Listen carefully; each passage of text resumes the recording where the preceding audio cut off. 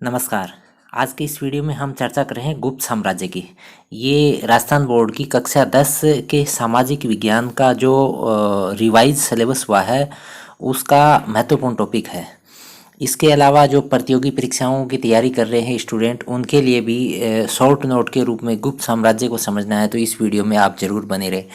आप वीडियो पूरा देखें, पसंद आए तो लाइक शेयर ज़रूर करें। कमेंट बॉक्स में आप अपने सुझाव भी लिखें या आपकी कोई क्यूरी है तो ज़रूर डालें। चैनल को सब्सक्राइब कर लें, हम लगातार ऐसे वीडियो आप तक पहुंचाते रहते हैं समय समय पर।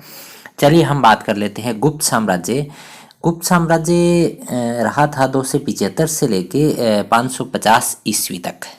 इसके संस्थापक की बात करें तो इसके संस्थापक थे श्री गुप्त। गुप्त साम्राज्य उत्तर भारत में बहुत महत्वपूर्ण साम्राज्यों में मौर्य वंश के पश्चात हुआ है।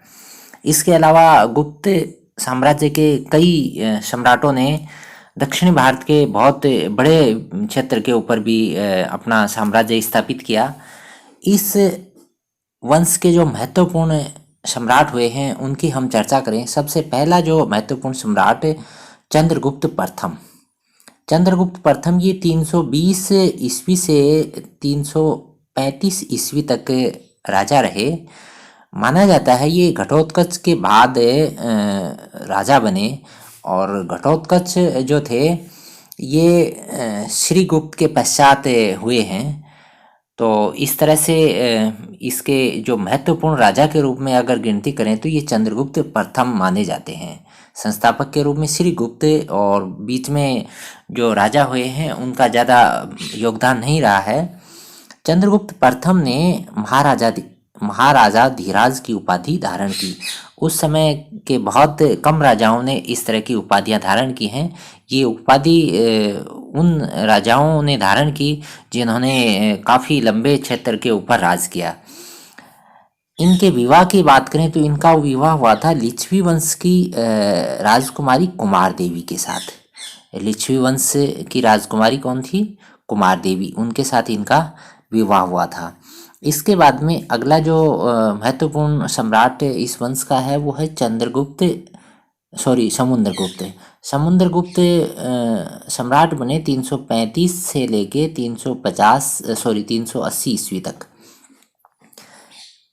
समुद्रगुप्त ने अपना जो आदर्श रखा था वो दिग्विजय और एकीकरण, यानी इसने बहुत लंबे क्षेत्र के ऊपर साम्राज्य स्थापित किया और इनका विश्वास था दिग्विजय और एकीकरण पर जोर। इनके दरबार में एक दरबारी थे हरिसेन।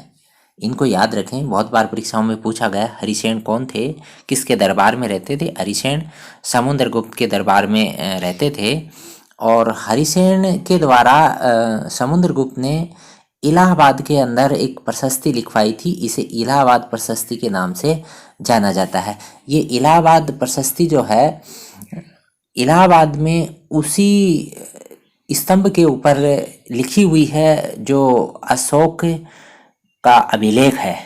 यानी अशोक ने जिस स्तंभ के ऊपर अपना अभिलेख उत्कीर्ण करवाया, उसी के ऊपर हरिसेन ने समुद्रगुप्त के निर्देश पर इलाहाबाद प्रशस्ति जो है वो लिखवाई। समुद्रगुप्त के बारे में अन्य जो जानकारी आप याद रखें, इन्होंने अश्वमेध यज्ञ भी किया था और ये संगीत कला में निपुण थे। इनका एक सिक्का मिलता है, उस सिक्के के ऊपर वीणा बजाते हुए दिखाए गए हैं। इससे प्रतीत होता है कि ये संगीत के अंदर काफ़ी निपुण थे। समुद्रगुप्त के पश्चात इस वंश के जो महत्वपूर्ण सम्राट हुए हैं उनमें नंबर आता है चंद्रगुप्त द्वितीय का। चंद्रगुप्त द्वितीय सम्राट रहे 380 ईस्वी से 412 ईस्वी तक। इनके अन्य नाम भी आप याद रखें। इनके अन्य नाम देवराज और देवगुप्त। चंद्रगुप्त द्वितीय ने विवाह संबंधों के द्वारा अपने साम्राज्य को बढ़ाया, और इसी श्रृंखला में इन्होंने अपनी पुत्री प्रभावती का विवाह वाकाटक के राजा रुद्रसेन से किया। उस समय रुद्रसेन काफ़ी महान शासकों के अंदर शामिल थे, तो इन्होंने विवाह संबंधों के द्वारा एक दूसरे राजाओं को खुश रखा, उसके साथ साथ अपने साम्राज्य को भी बढ़ाया।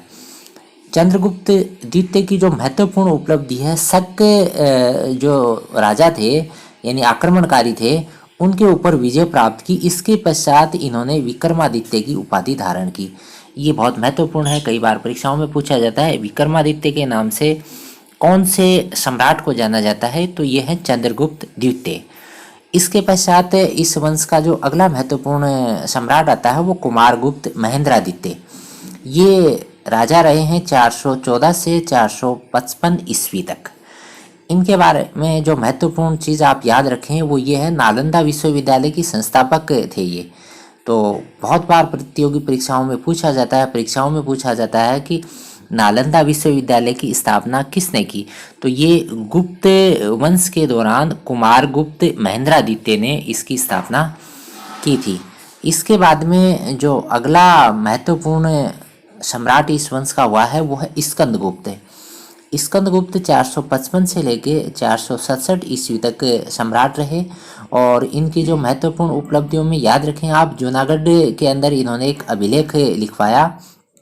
इसके अलावा एक सुदर्शन झील का जिक्र आता है, और ये झील जो है मौर्यों ने बनवाई थी। ठीक है, मौर्यों का वीडियो हमने पहले डाल दिया था, उसको भी आप जरूर देखें। तो मौर्यों के द्वारा जो झील बनाई गई थी उस झील का जीर्णोद्धार भी स्कंदगुप्त ने करवाया था।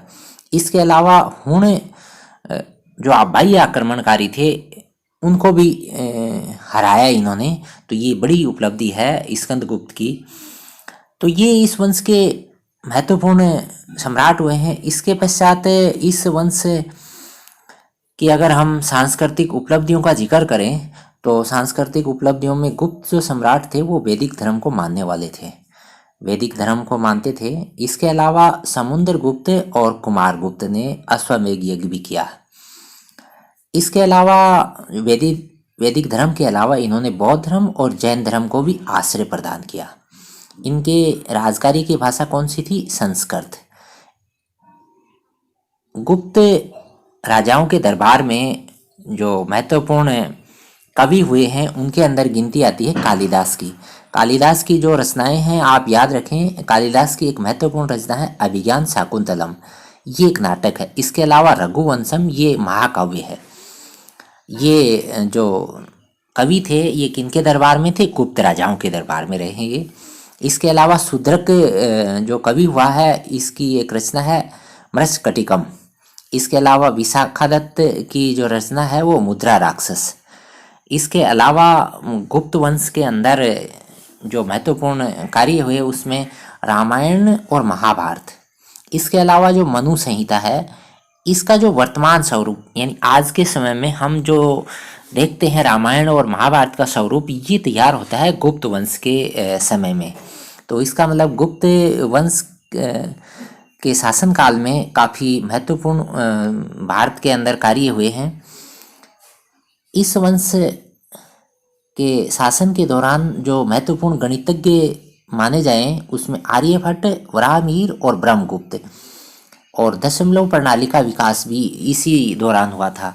इन सारी चीज़ों को समझने के पश्चात ये साफ होता है कि गुप्त साम्राज्य के दौरान वास्तुकला, चित्रकला और धातुकला का काफ़ी विकास हुआ, यानी उसका ये स्वर्ण युग कहा जा सकता है। इसके अंदर जो महत्वपूर्ण चीज़ें आप याद रखें, एक तो अजंता की जो गुफाएं हैं उनके अंदर काफ़ी गुफाएं गुप्त शासनकाल के दौरान हुई। दिल्ली के अंदर जो महरौली है, महरौली दिल्ली के अंदर एक स्थान है, वहाँ पर एक लोह स्तंभ आज भी लगा हुआ है। उसका निर्माण भी गुप्त शासन के दौरान ही हुआ था, वो उसी स्वरूप में अभी भी विद्यमान है वहाँ पर।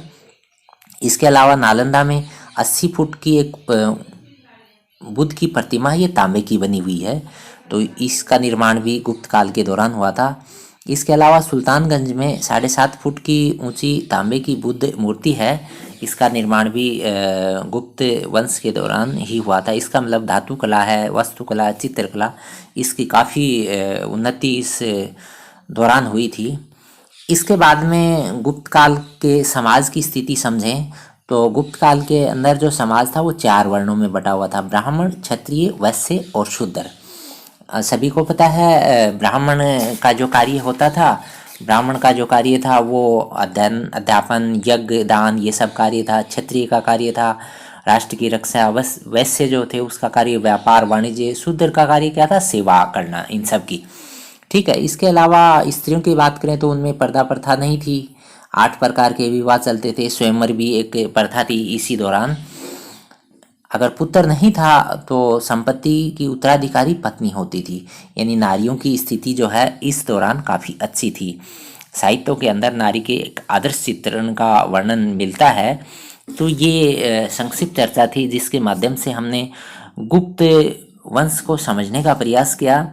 इस बार जो 10th का रिवाइज सिलेबस किया है उसके अंदर बहुत संक्षिप्त विवरण डाला गया है। तो आप हमारे वीडियो के साथ साथ चलते रहें, आपका पूर्ण सिलेबस जो है हम करवाएंगे। तो आप वीडियो में प्रारंभ से अंत तक जुड़े रहे। आपका धन्यवाद।